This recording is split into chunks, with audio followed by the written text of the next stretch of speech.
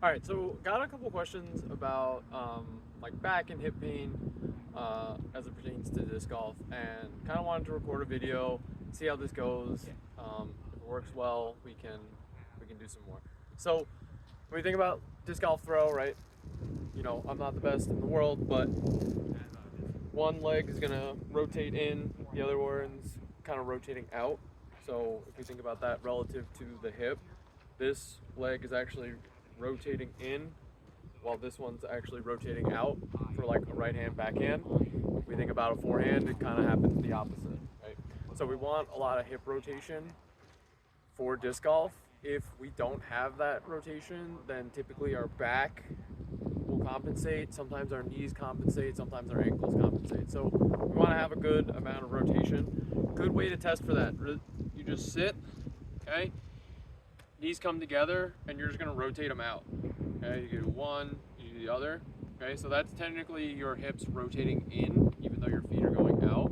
Okay, and then we can do the same thing for your hips rotating out. Okay, just test. Ideally, you want about 45 degrees. So if we even look at me, like this is something that I can really work on. So simple, super simple stretch to work on that is just like a cross-legged stretch like this. We can push our knee down, okay? If we want to progress it a little bit, what you do is you put your hand on your knee and you can push into your hand, hold it for about 5 seconds, and then relax. And you can push down on it, but you can also use your hip muscles to kind of pull it down like that. So we're also working on a little bit of strength.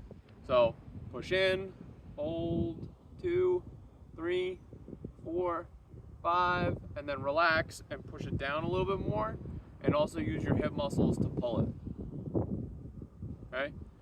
You can do it both sides, obviously. Most people are going to have one side that's a little bit tighter than the other. That's perfectly normal because we're asymmetrical in nature, right? Typically, you're only backhanding one way, unless you're like Tim Rogers or something like that. So you're going to have a favorite side.